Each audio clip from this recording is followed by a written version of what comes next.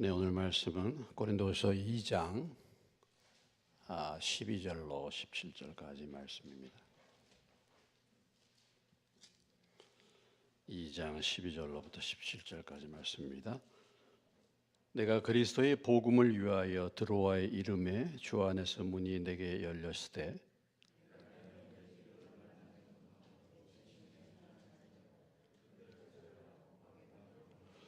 항상 우리를 그리스도 안에서 이기게 하시고 우리로 말미암아 각처에서 그리스도라는 냄새를 나타내시는 하나님께 감사하노라.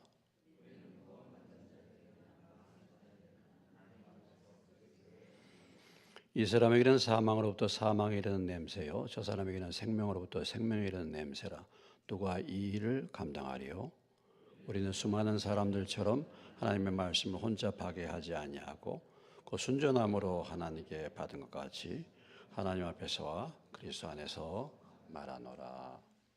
잠깐 기도하겠습니다. 하나님 아버지, 저희들이 수요 예배 때마다 이제 고린도전서에 이어서 고린도후서 말씀을 나누고 있습니다. 말씀의 저자가 된 성령님께서 임재하시고 또 그 당시의 사건을 통해서 우리에게 무엇을 하나님이 말씀하시는지 또 그 음성을 듣게 하시고 시대를 뛰어넘어서 오늘 우리의 삶에 적용할 수 있도록 도와주시옵소서. 하나님 아버지, 늘 부족한 자가 섰는데 제가 성령의 도구로 사용될 수 있도록 도와주옵소서. 예수님의 이름으로 기도합니다. 아멘.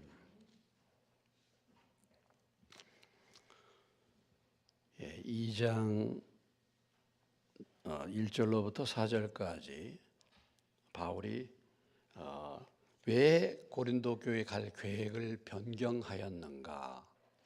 간다고 해놓고 왜 안 갔는가? 그것은 그들을 대면하여 만날 때 서로 좋지 않는 상황 가운데서 만나게 될까? 그로 인해서 그들을 근심시키게 할까 봐 바울이 계획을 변경했다 이렇게 말하고 있습니다. 어떤 좋지 않은 상황 가운데서 이렇게 떨어져 있다가 또 부딪혔다가 조금 마음을 다스릴 그런 기간이 필요한데 또 그 다음에 또 만나게 되면은 더 어려움이 될 수도 있지 않습니까? 우리가 어떤 사람들과의 다툼이라든지 어떤 좋지 않은 그런 관계 속에서 이렇게 헤어질 때 그 사람을 지금 만나야 될지 아니면 좀 더 기다려야 될지 그런 부분들 우리가 기도할 필요가 있는 것이죠. 그래서 분명히 언제 내가 곧 돌아가겠다 말은 했지만 지금 바울이 돌아가지 않는 이유에 대해서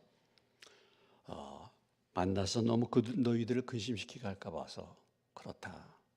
그리고 내가 너희를 주관하는 자가 되지 그런 인상 주지 않도록 하기 위해서다. 그러면서 근심하게 한 자, 문제를 일으킨 자를 용서해 줘라. 우리가 이제 고린도후서 7장에 보면 그 사람이 사실 회개했다고 디도로부터 지금 바울이 연락을 받은 다음에 이 편지를 쓰고 있지 않습니까? 그러니까 회개한 자 너무 근심에 잠기지 않게 그를 용서해 줘라 이렇게 권면을 했습니다. 오늘 이제 2장 이제 12절부터 13절 그리고 17절 말씀을 통해서 우리가 여기서 바울의 고백을 통해서 배울 수 있는 하나님의 음성이 뭡니까? 말씀을 전하는 자의 태도가 어떻게 해야 될 것인지, 말씀을 가르치는 사람, 말씀을 전하는 자의 태도가 어떠해야 할 것인지를 우리에게 보여주고 있습니다. 여러분들이 지금 물론 우리 교회에 말씀을 가르치고 이렇게 세우는 그런 부분에 주일학교나 중고등부를 담당하지 않고 청년부도 담당하지 않고 있지만은 옛날에 교사의 역할을 하신 분들, 말씀을 가르쳐야 될 그런 위치에 있는 분들이 특별히 이 말씀을 우리가 봐야 되겠죠. 자, 12절, 13절 이렇게 보면 내가 그리스도의 복음을 위하여 드로아의 이름에 주 안에서 문이 내게 열렸으되 13절 내가 내 형제 디도를 만나지 못함으로 내 심령이 편하지 못하여 그들을 작별하고 마게도냐로 갔노라 그랬습니다. 여러분 드로아가 어느 지역인지 잘 아시죠? 드로아는 트로이라는 곳이라고 그랬죠. 트로이 목마라는 얘기 들어보셨습니까? 다시 잠깐 다시 살펴볼 거는 사도행전 16장에 가보시면은 그 앞에 있습니다. 사도행전 16장 8절에 가보시면요. 7절부터 보시겠습니다. 사도행전 16장에 보면 지금 사도 바울은 아시아 쪽으로 가려고 했어요. 아시아 쪽으로. 그러니까 지금 이제 유럽 쪽이 아니라 아시아 쪽은 터키 북부 쪽입니다. 그런데 성령이 그곳에 말씀 전하는 막았단 말이죠. 그래서 무시 앞에서 비두니아로 가고자. 그거 이제 아시아 쪽이죠. 근데 예수의 영이 허락지 않은 다음에 그 다음에 어떻게 했어요? 8절에 무시아를 지나 드로아에 내려갔는데 밤에 환상입니다. 그러니까 사도 바울이 결정적으로 마게도니아로 가게 된 것은 어디에서 지금 환상을 본 겁니까? 드로아에서요. 드로아에서 기도하다가 환상을 봐서 마게도니아로 가라. 그러니까 이 드로아라는 지역이 상당히 굉장히 의미가 있는 지역이죠. 이게 유럽으로 오늘날 유럽으로 방향을 틀게 만드는 결정적인 그 하나님께서 환상을 통해서 보여주신 곳이 바로 이 드로아였다라는 것을 볼 수 있습니다. 20장에 오셔서 20장 6절에 보시면요.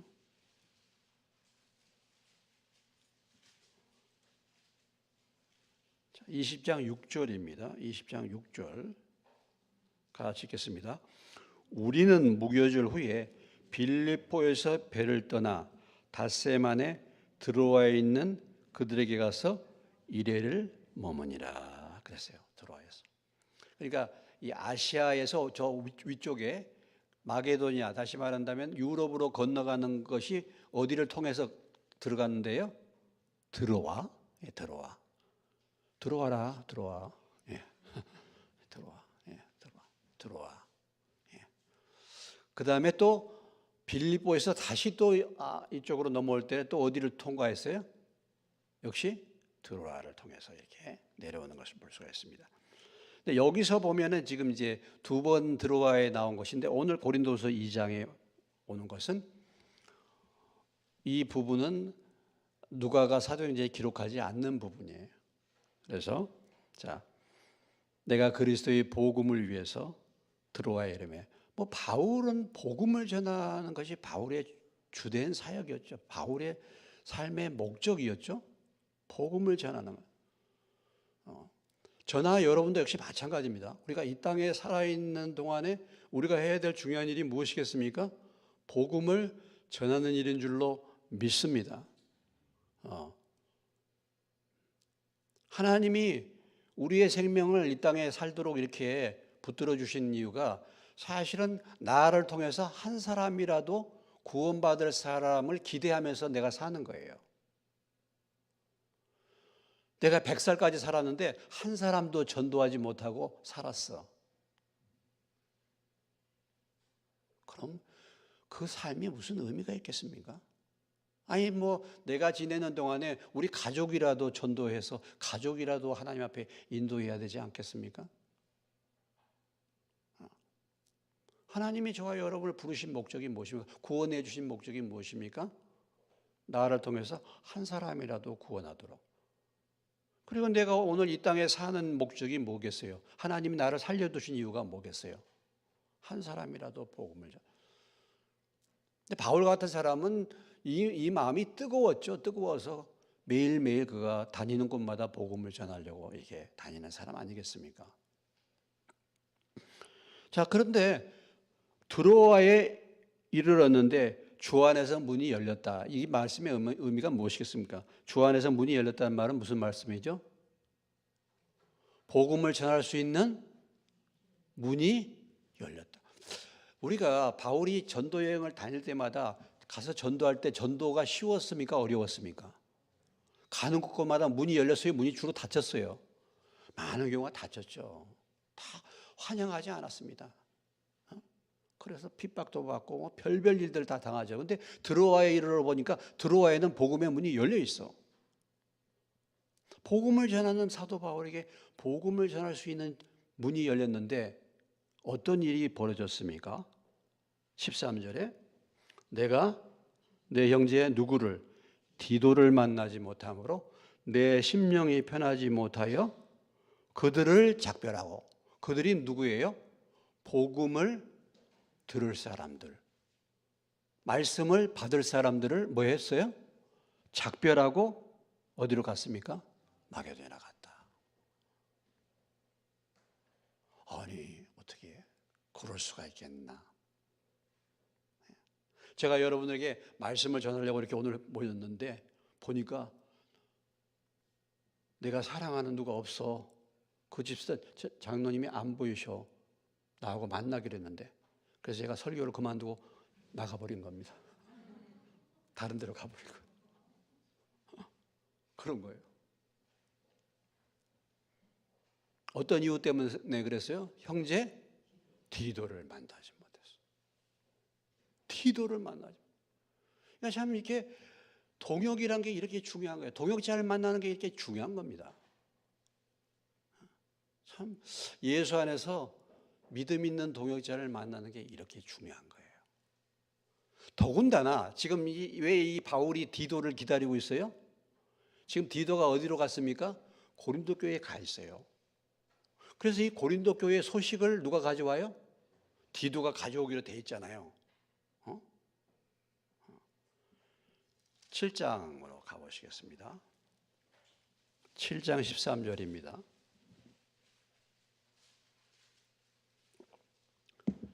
13절 같이 읽겠습니다. 7장 이로 말미암아 우리가 위로를 받았고 우리가 받은 위로 위에 디도의 기쁨으로 우리가 더욱 많이 기뻐하면 그의 마음이 너희 무리로 말미암아 안심함을 얻었습니다. 고린도 교회 상태를 디도가 갔다가 그래도 고린도 교회가 회개했다, 이 소식을 지금 전하는 거잖아요.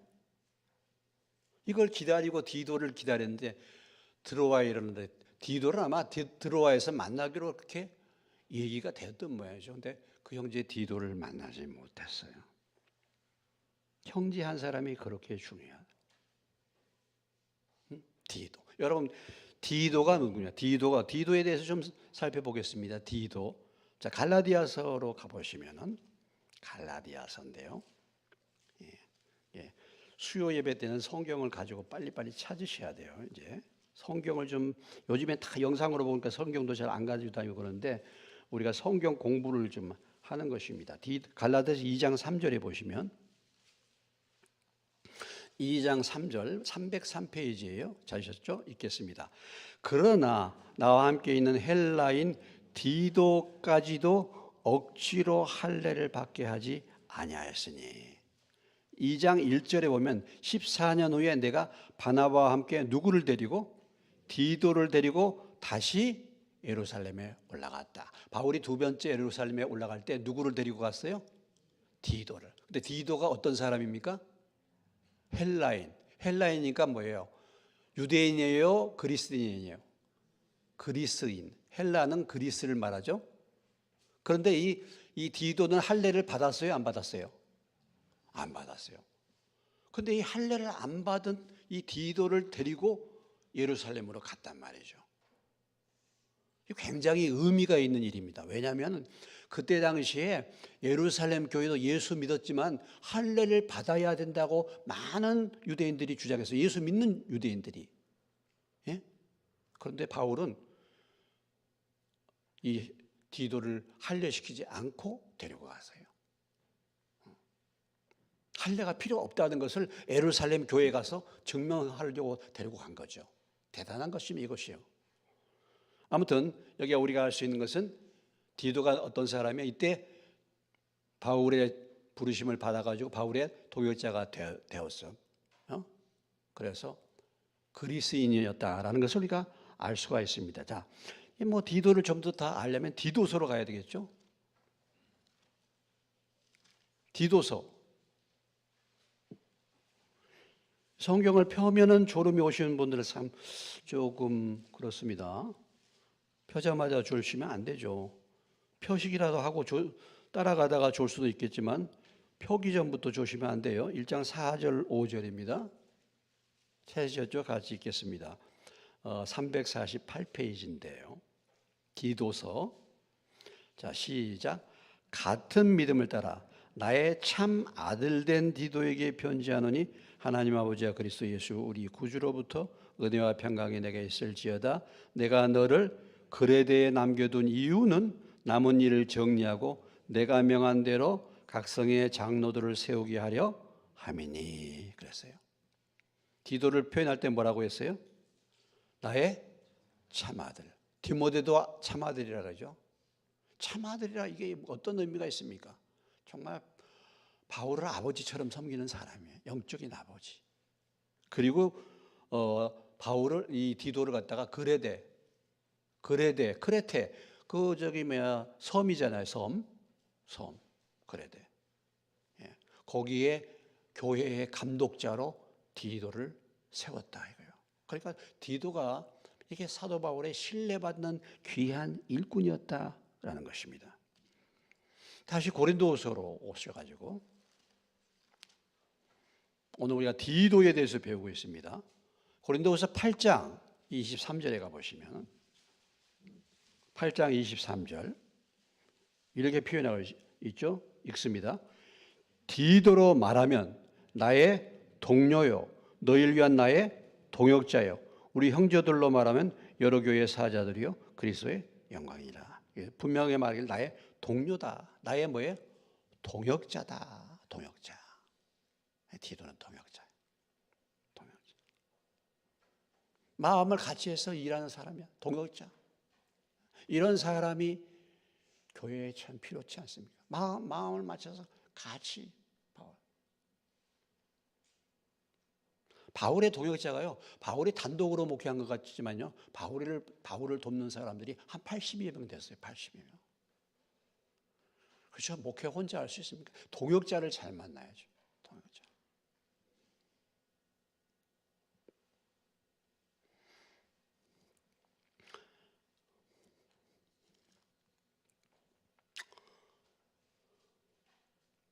자, 그런데 이 디도를 다시 2장으로 오시겠습니다. 그런데 이 디도를 만나지 못했단 말이에요. 그래서 결과적으로 어떻게 됐습니까, 바울이? 2장 13절 디도를 만나지 못해서 어땠어요? 심령이 편치 못해서 그래서 말씀 사역을 중단하고 마케도니아에 갔다. 참 보면요. 저도 그러는데 심령이 편치 못한데도 말씀 사역을 계속해야 되는 거예요. 그러니까 말씀 사역을 하는데 그냥 예배를 인도해야 되니까 그냥 해야 되고 세워졌으니까 해야 되고 이렇게 이제 해오는 것입니다.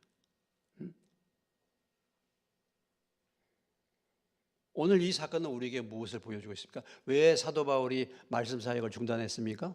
무엇 때문에? 심령이 뭐야? 편치 못할. 심령이 편치 못할 때 심령이 충만하지 않는데 말씀 사역을 해야 돼. 어쩔 수 없이. 그런 경우가 너무 많죠. 오늘 사도 바울은 심령이 편치 못했을 때 말씀 사역을 그만두었다. 이것을 보여주고 있는 거예요.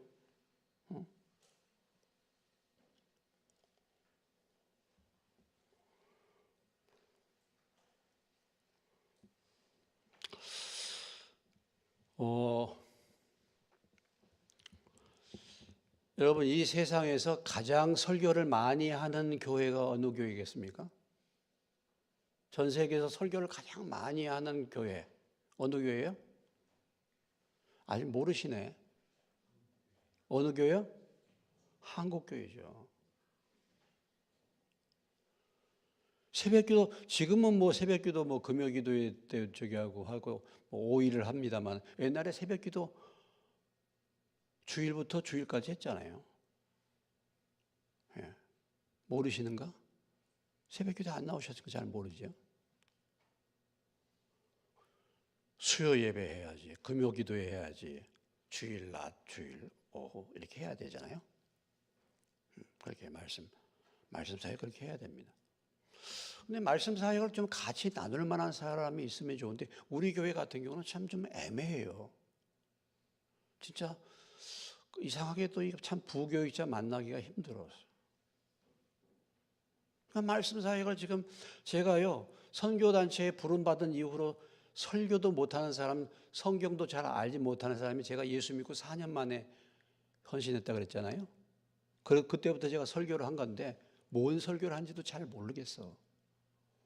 지금 41년째예요. 41년째. 그런다고 뭐 말씀을 쉬는 기회가 있었습니까? 말씀을 중단한 기회가 있었습니까? 여러분 뭐 우리 가끔가다 제가 이제 가끔 이렇게 빌 때 이제 장로님도 요즘에 새벽에 잠깐 있는데 말씀 사역하는 게 인도하시는 게 쉬우신가요? 어떤지 모르겠어요.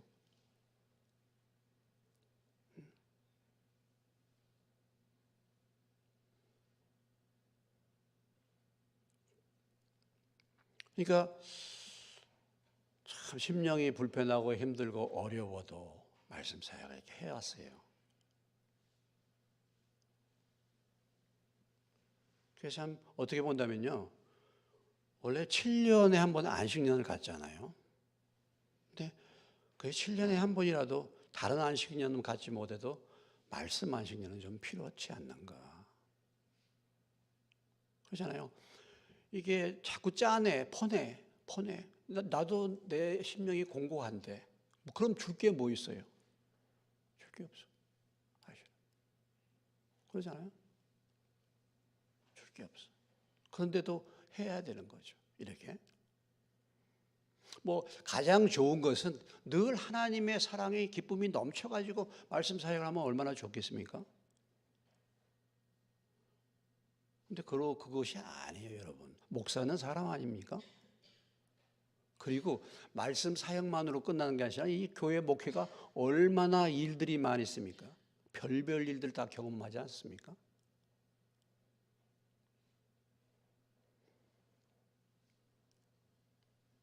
오늘 드로아에서 형제 디도를 만나지 못하고 심령이 불편해서 사도 바울은 말씀 사역을 내려놓고 말씀 사역이 열렸지만은 마게도냐나 갔다 그러거든.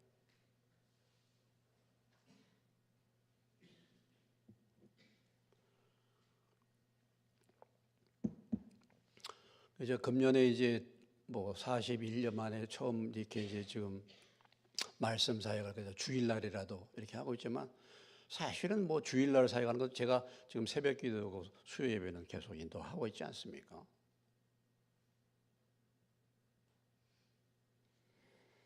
또 무엇이 문제냐면요.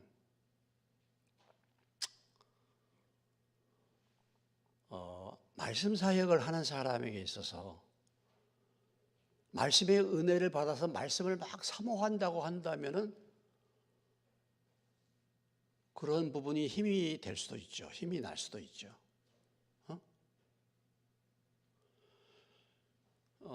제가 학교에서 교사 생활을 1년 딱 6개월 했는데, 그러니까 사실은 교사 경험이 없죠, 별로. 근데 그러잖아요. 가르칠 때 학생들이요.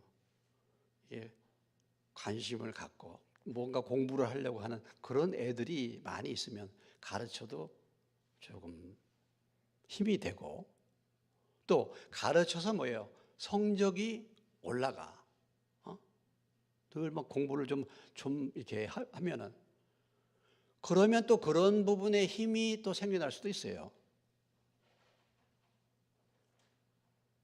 그런데 참 이 말씀 사역하기가 어려운 부분인데 또 한 가지가 뭐냐면요. 별로 말씀에 사모함이 없다라는 거죠. 말씀에 사모함이 없는데 그걸 억지로 먹여야 되는 억지로. 막 안 먹으려고 막 몸부림을 치는데 막 억지로 먹으려고. 이거 정말 힘들죠.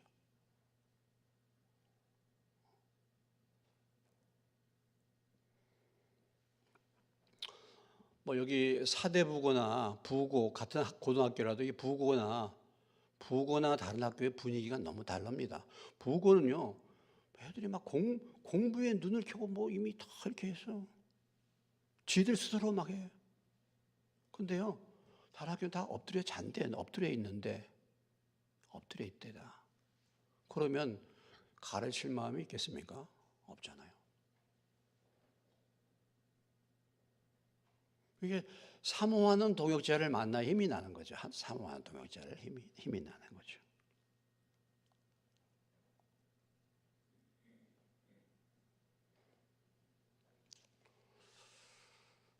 그래서 저도 이제 금년에 이렇게 이제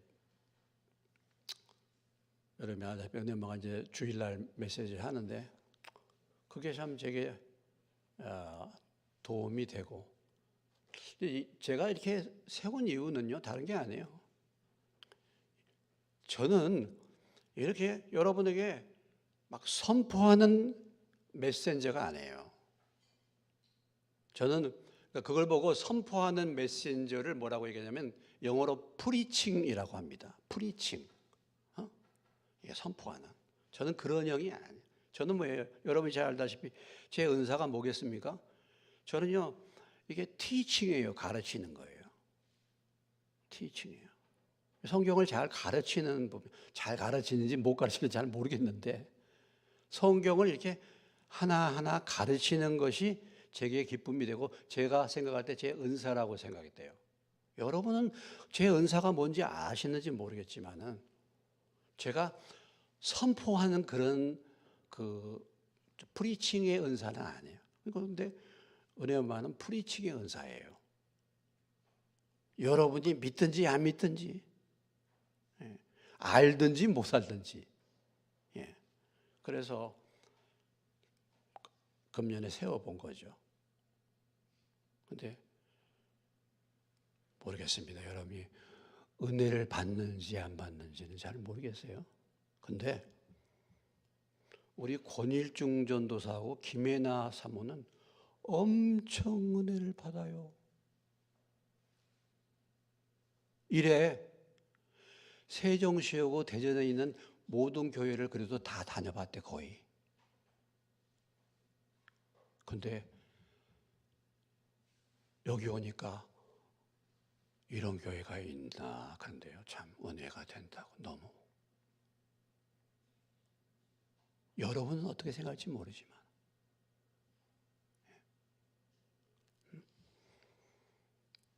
그렇게 말해요. 그러니까 말씀 사역에 있어서도 심령이 편치 못해서 바울도 말씀 사역을 접고 마게도를 갔다. 지금 바울이 고린도 교회가 너무 염려가 되는 거예요, 마음에. 그래서 디도를 만나야 이게. 근데 문은 열렸지만은 고린도 교회 그 생각으로 마음이 편치 않은 거야. 디도 못 만났어. 그래서 그걸 접고 마게도냐로 간 것입니다. 디도가 어디 왔나 이렇게 해서 갔다 이렇게 말하고 있어요. 그래서 이게 마음의 충만함과 감동이 안 되는 설교들을 자꾸 하게 되면요, 고갈이 되고 여러분들에게도 은혜가 안 돼요. 여러분 그렇지 않습니까? 숫자가 많아지면 많은 제품을 막 생산하게 되면 뭐가 떨어져요? 예? 뭐가 떨어져요? 품질이 떨어지잖아. 품질이. 양이 많으면 뭐가 떨어져? 질이 떨어지잖아요. 질이. 질이. 그럴 수 있어요. 질이. 그런 문제가 있을 수 있어요. 그래서 이것이 하나의 문제였다. 그냥 무턱대고 막 열심으로만 막 이게 아니고, 바울이 얼마나 열심입니까? 바울이 복음 전하기 위해서 했는데 바울도 이런 경우에 심령이 펴지 못해가지고 말씀을 놓고 마게도냐로 갔다라는 거죠.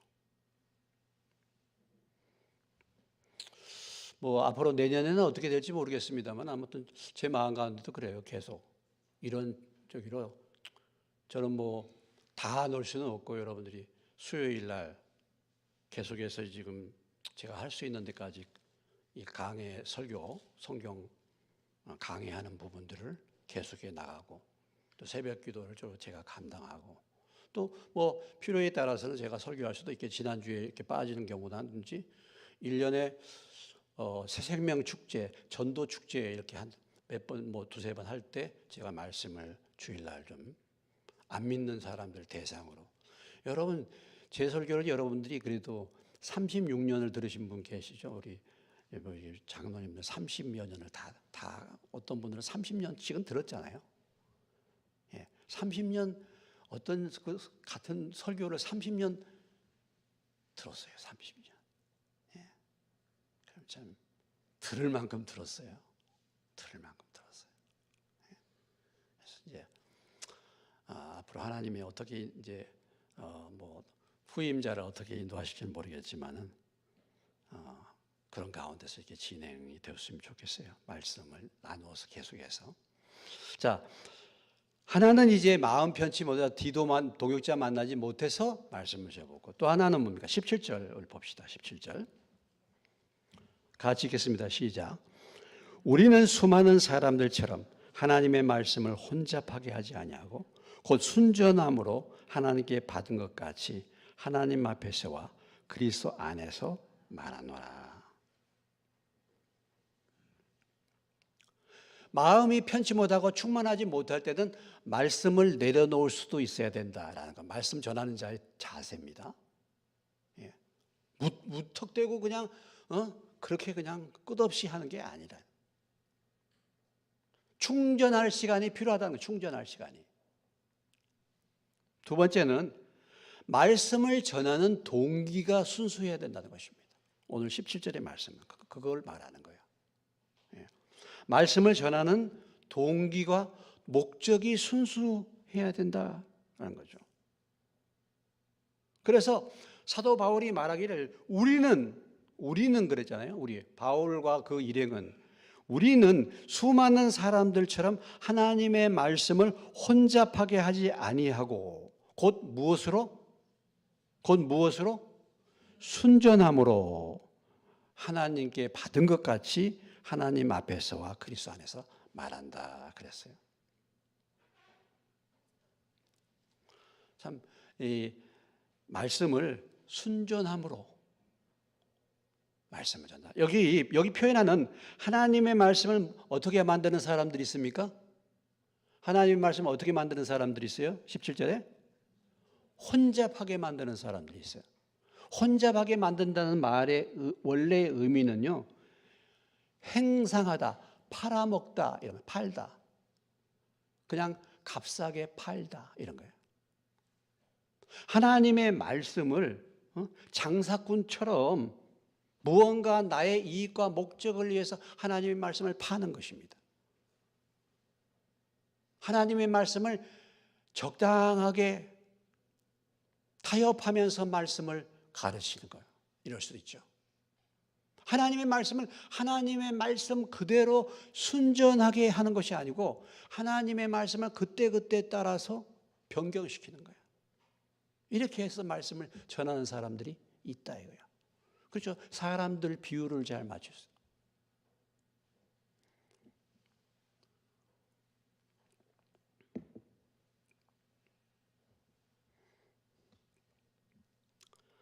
그래서 여기 그렇게 말했잖아요. 우리는 17절 수많은 사람들처럼 하나님의 말씀을 혼잡하게 하지 아니하고, 그러니까 하나님의 말씀을 혼잡하게 하는 사람들이 얼마큼 있었다는 겁니까? 수많은 사람들이 있었다는 거예요. 이번에 10월 27일 날 집회가 여러분 어떻습니까? 참석하신 분들도 알고 여러분들 유튜브로 좀 보세요. 참석 못하신 분들은. 정말 순수하게 회개운동 한 거 아니겠습니까? 그런데 많은 다른 교파, 기독교, 개혁실천인가 이런 데서 얼마나 욕하는지 몰라요. 그리고 무슨 교회 단체라는데 명색이 목사라는 저기들이 이번 집회에 참석하지 말아야 된다고 다 공문을 보냈대. 공문.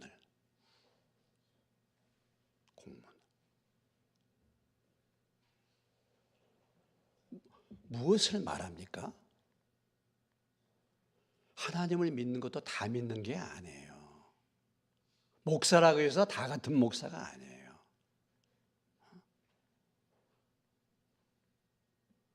진짜 옛날에 바리새인들, 서기관들 신앙 좋다고 했잖아요. 제사대장. 지금도 똑같이 그런 사람들이, 그런 자들이 너무 많은 거예요. 너무 수많은 거예요. 우리가 하나님의 말씀을 전할 때의 중요한 자세, 중요한 자격은 뭐라고 얘기했습니까? 디모데후서 2장 15절에 가보시면은 뭐 이미 잘 아는 말씀인데 344페이지에 보세요.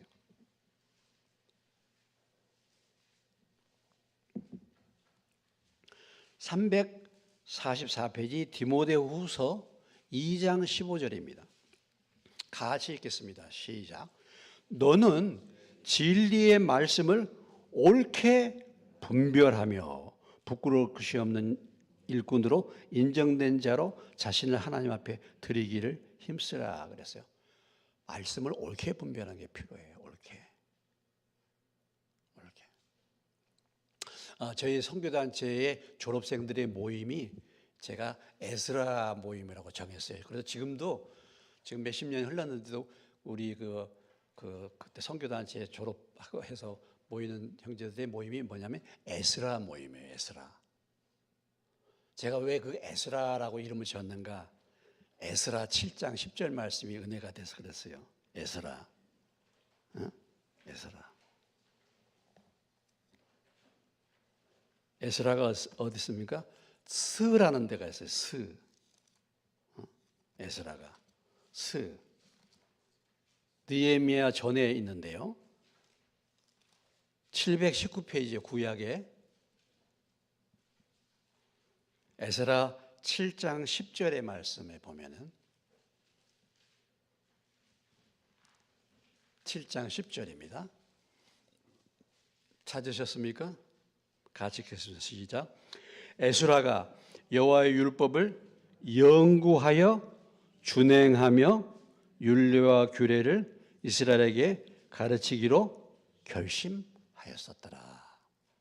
저는 참 이 말씀이 은혜가 됐어요. 첫째 뭐였어요? 에스라가 하나님의 말씀을 연구해. 하나님 말씀을 깊이 보고 하나님의 말씀을 공부하고 연구했다는 거예요. 그 다음에 어떻게 했어요? 그 다음에 뭐예요?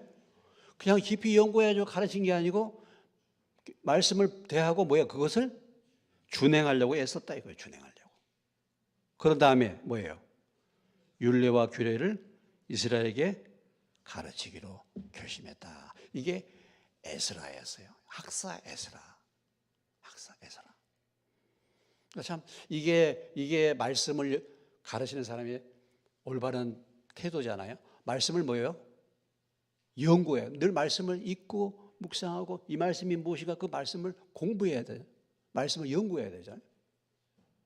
그럼 말씀을 연구한 목적이 뭐예요? 말씀을 행하면서. 그리고 뭐예요? 가르치는 거죠. 이게 맞잖아요. 이게 저의 기도 제목이기도 해요. 지금 저희 기도 제목. 말씀은 그냥 가르치기만 할 수도 있어요. 나는 그렇게 안 살고 그렇게 할 수도 있죠. 얼마든지. 근데 이게 말씀을 연구하고 말씀 뭐예요? 그 다음에 준행하고 그 다음에 말씀을 가르치는 것입니다. 이것이 하나님의 말씀을 바르게 대하는 사람들의 태도죠. 오늘 다시 17절로 들어오면 우리는 그랬죠. 우리는 수많은 사람들처럼 하나님의 말씀을 혼잡하게 하지 않아. 하나님의 말씀을 적당히 그냥 팔아치는 것처럼 장사하는 것처럼 이렇게 혼잡하게 안 했다. 자기의 목적과 유익을 위해서 그걸 왜곡할 수도 있어요. 왜곡할 수도. 왜곡할 수도.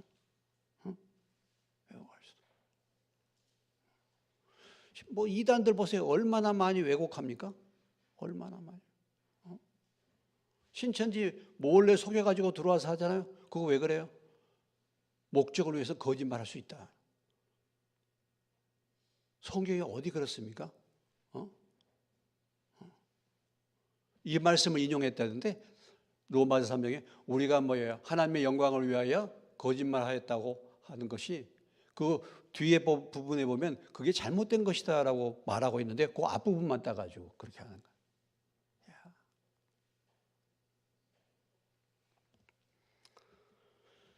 그래서 여기 참 보면은 순전함으로, 이게 굉장히 중요한 단어죠.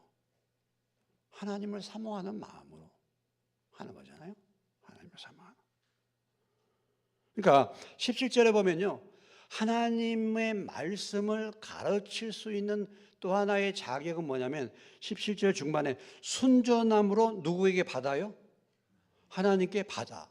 이게 순전함으로 가르치는 중요한 출발은 하나님의 말씀을 어떻게 받아? 받을 때 순전함으로 받을 수 있는 마음 자세가 필요한 거예요. 하나님의 말씀을 받을 때 내 마음이 순전하지가 않아. 그러니까 그 말씀을 받지만은 내 상태에서 다 걸러버려요, 이게. 순전하지가 않아. 이렇게 하라고 하면 말을 안 들어요. 왜? 순전하지가 않기 때문에 마음이 이게 되는 거예요.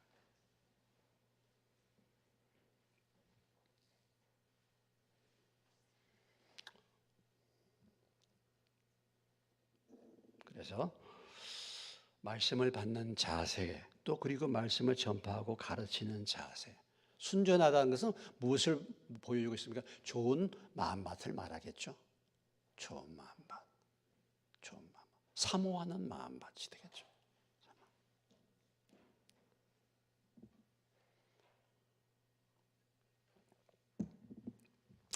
제가 내년도에 모르겠어요. 앞으로 하나님께서 저한테 이제 그런 기회를 좀 주실 것 같아요. 제가 하나님이 본래 저에게 그렇게 말씀하셔. 너는 좀 지도자들을 훈련시켜라. 조금 목회자들이나 이렇게 좀 지도자들을 훈련시켜라. 제가 그게 맞는 것 같아요, 저한테. 근데 제가 뭐 시골 교회에서 뭐 있습니까? 근데 지난번에 어디야 키리스키안 가서 제가 재정 세미나 했었잖아요. 제가 그게 나가서 그 세미나 해본 적은 처음이에요. 처음인데 거기 시간도 별로 없어. 그거 하려면은 한 6시간은 해야 돼요. 근데 딱 1시간 해가지고 하는데 그거 끝나고 나서 제가 얘기했잖아요. 거기 박갈렙 선교사라는 분이 대전의 늘사랑 교회가 교수 출신이야. 근데 저한테 목사님, 내가 평생 신앙생활하면서 재정에 대해서 이렇게 들어본 적은 처음이라고. 너무 조금밖에 못해가지고 아쉽다고.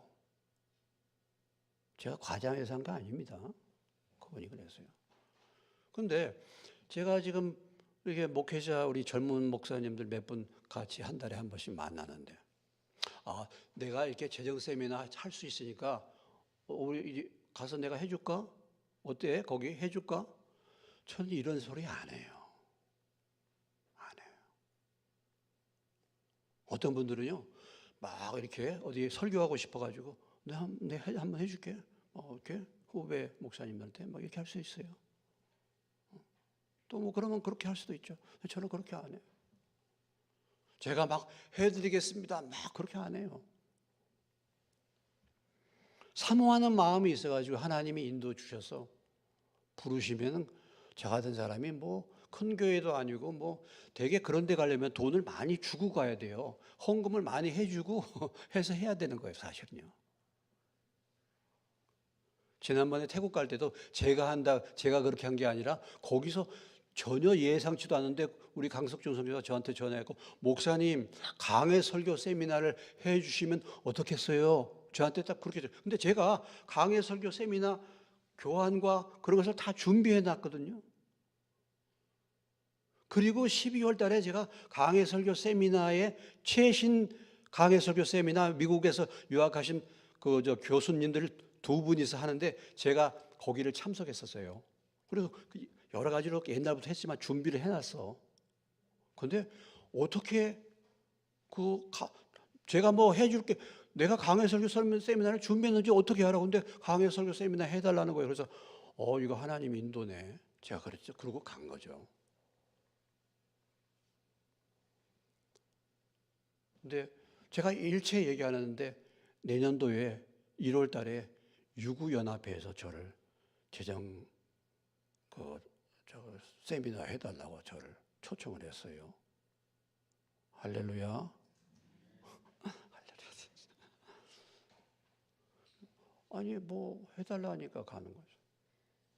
윤사모일 선교사님이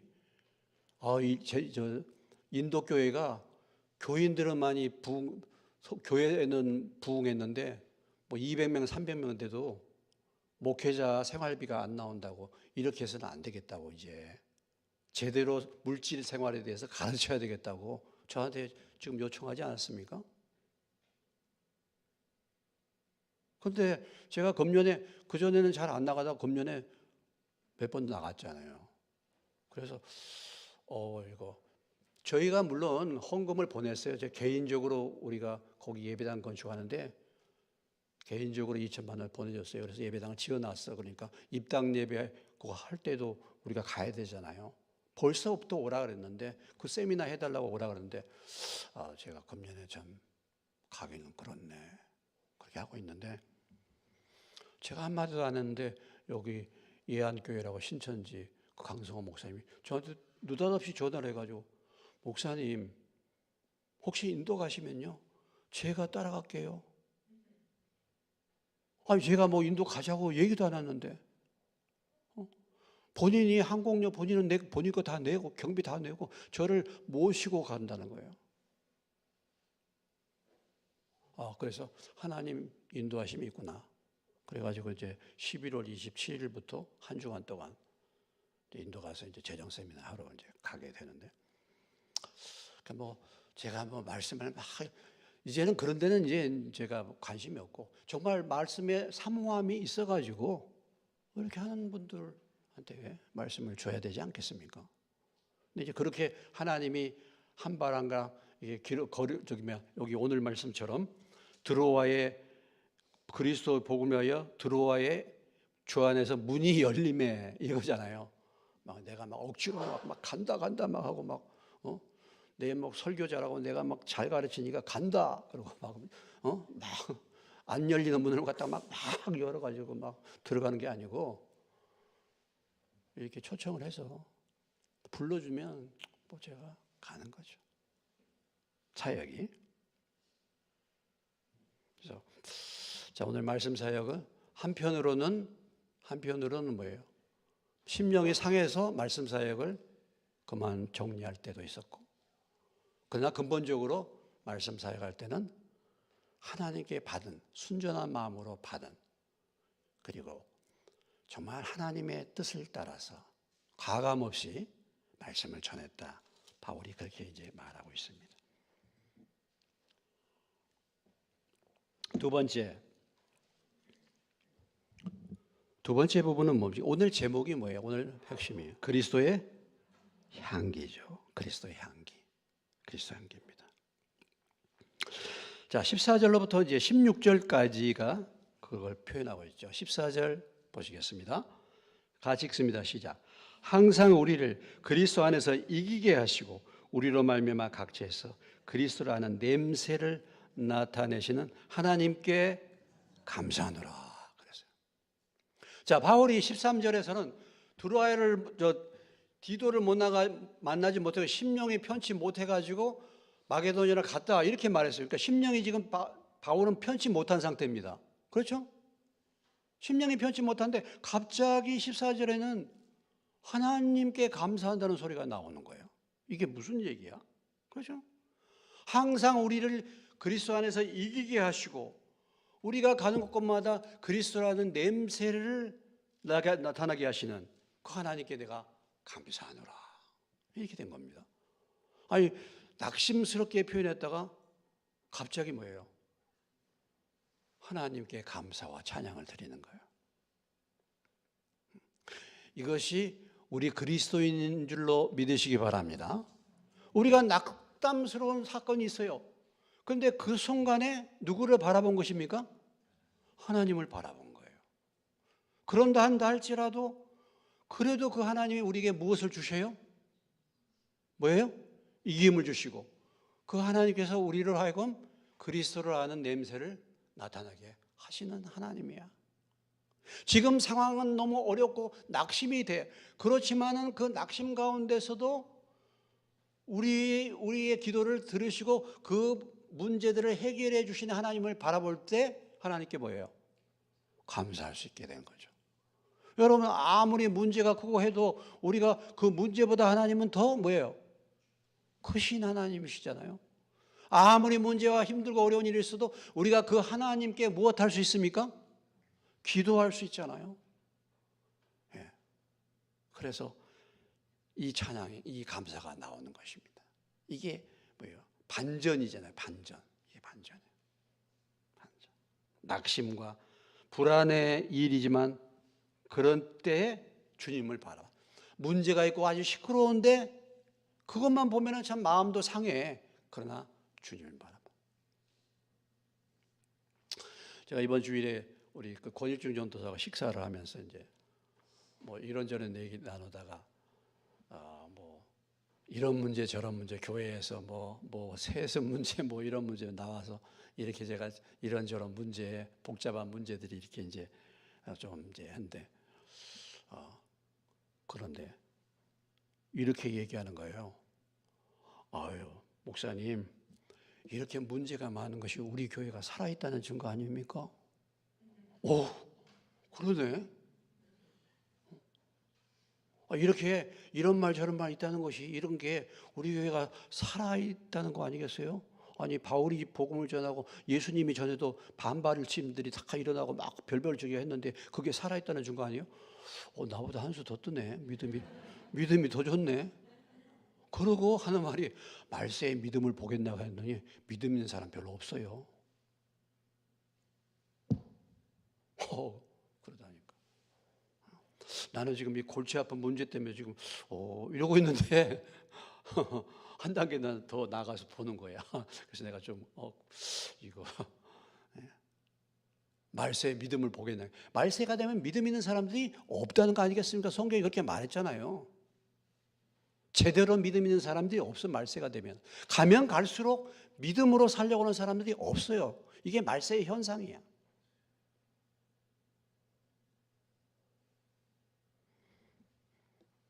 그 하나님이 우리로 하여금 그리스도를 나타내는 향기로 우리를 삼으셨다. 15절 읽습니다. 우리는 구원받은 자들에게나 망하는 자에게나 하나님 앞에서 그리스도의 향기다. 우리는 뭐 어느 곳에 있든지 교회에 있든지 세상에 있든지 믿는 자 앞에 있든지 믿지 않는 사람들 앞에 있든지 우리를 뭐라고 표현하고 있습니까? 그리스도의 향기다. 그래서 어떤 믿지 않는 사람들에게는 우리로 하여금 망하게 하는 향기야. 사망에 이르게 하는 냄새야. 우리가 분명히 복음을 전했는데 그 사람이 안 믿었기 때문에 사망에 이르는 냄새가 되는 거고, 저 사람에게는 생명에 이르게 하는 그리스도의 냄새를 풍기는 사람이다. 그래서 오늘 이 14절부터 16절의 핵심적인 메시지는 그리스도의 향기입니다. 우리는 어디에 있든지 간에 그리스도의 향기를 내는 사람이고, 우리 주변에 있는 사람들이 우리를 통해서 뭐예요? 그리스도를 아는 냄새를 맡을 수 있어야 된다. 이것을 말씀하고 있죠. 물론 이것이 하나님이 그렇게 하셔야 되잖아요. 하나님.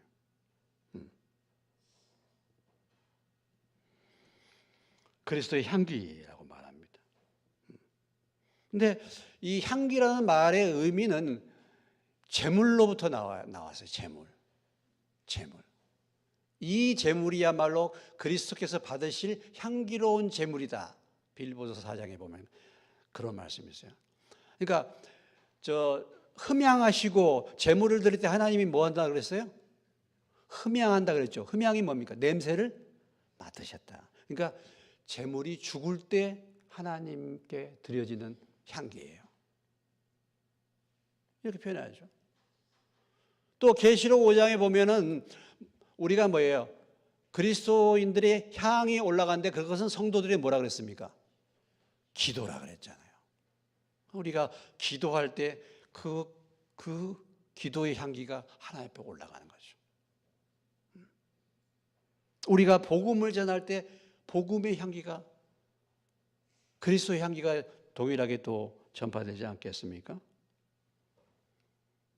우리가 겸손하게 교회에서 은밀하게 봉사하고 섬길 때, 헌신할 때, 그때 그런 부분들이 아름다운 향기가 되겠죠.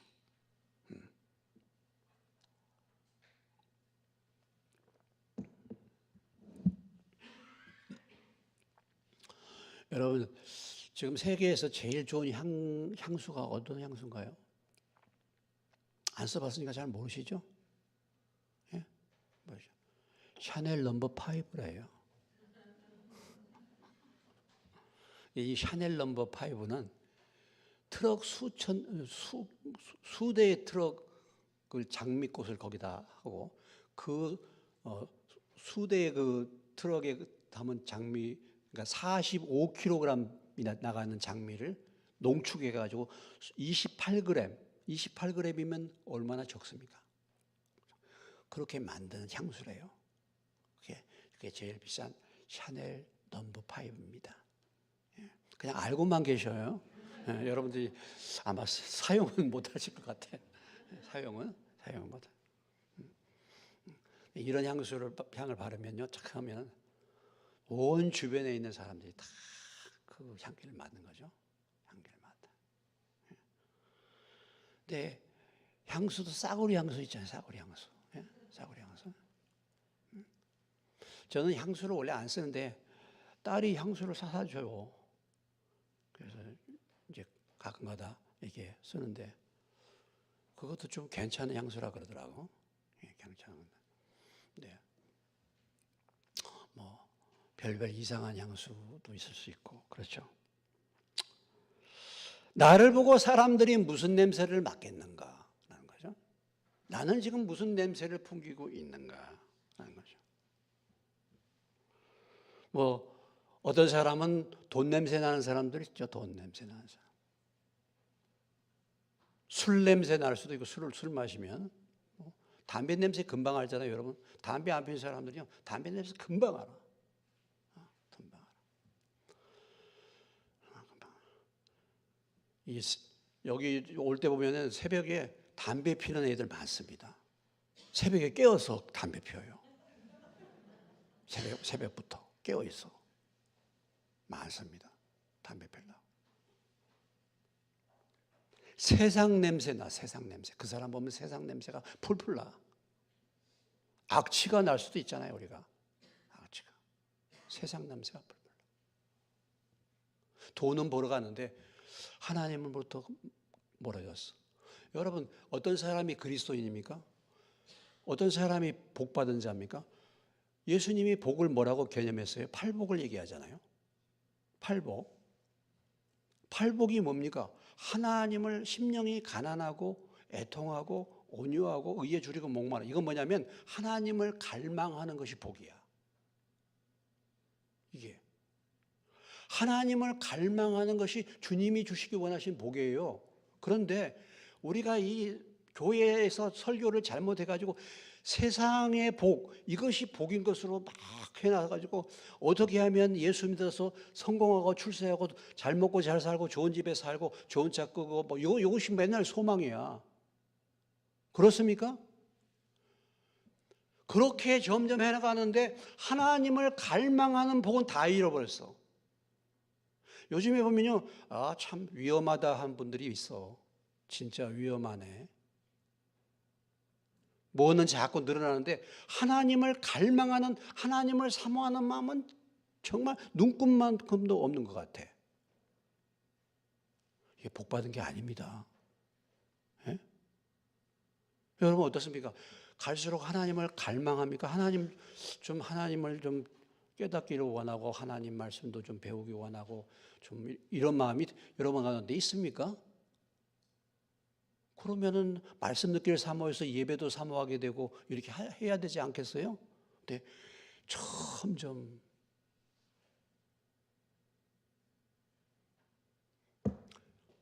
주님이 주시는 복은 그 복인데 엉뚱한 복을 찾아가고 있으니까 하나님 복 받는 게 아니라 저주받는 거죠. 그러잖아요. 하나님을 멀리하는 것이 저주라 그랬잖아. 그냥 예배만 되면 졸기만 하고, 예배만 드리면 주면 예배도 점점 빠지게 되고요. 하나님에 대한 갈망함이 전혀 없는 거예요. 말씀에 대한 사모함도 전혀 없는 거예요. 여러분이 집에서 어떻게 무릎을 꿇고 기도하는지 모르지만 기도에 대한 사모함도 없어요.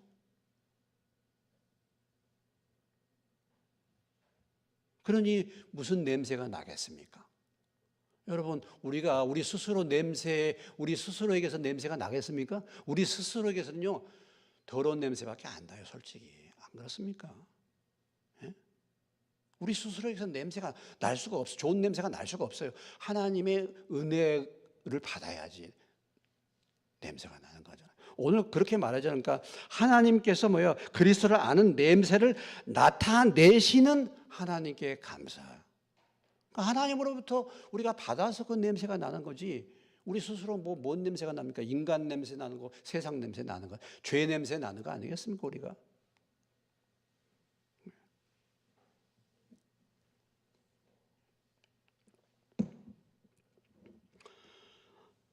나는 어떤 향기가 나고 있는데, 주변에 있는 사람들이 나를 만나면 저 사람 좀 예수 믿는 사람 냄새 난다, 이렇게 좀 그렇게 좀 알 수 있겠습니까? 나의 말과 나의 어떤 행동이 그리스도의 냄새를 나게 할까? 믿는 사람이나 안 믿는 사람이나 세상 사람이나 방법은 똑같아. 금방 또 성질내고 금방 말 거칠어지고, 사는 방법은 다 세상 방법이고 손해 안 보려고 그러고, 그렇게 살 수 있지 않겠습니까?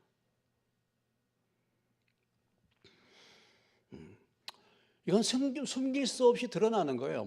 여러분, 숨길 수 없이 드러난 거 아니겠습니까? 여러분 한번 살펴보세요. 내게서 과연 그리스도의 향기가 나고 있는가?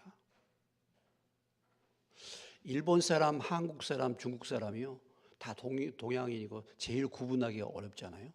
제일 구분하기 어려워요. 근데 복장과 말하는 거, 그 스타일을 보면 구분이 된대요. 그래도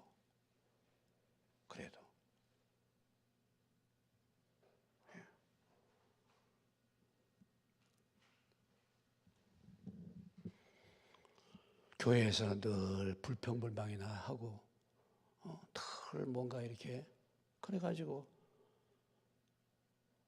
교회를 어지럽게 만들고, 화평케 하는 것이 아니라 가는 곳마다 뭐예요? 마음을 나누게 만들고, 다툼이 그치지 않게 만들고,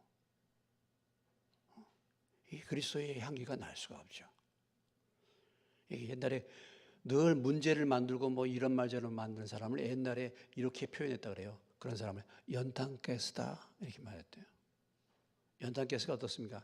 살며시 스며들어가지고 다 죽게 만드는.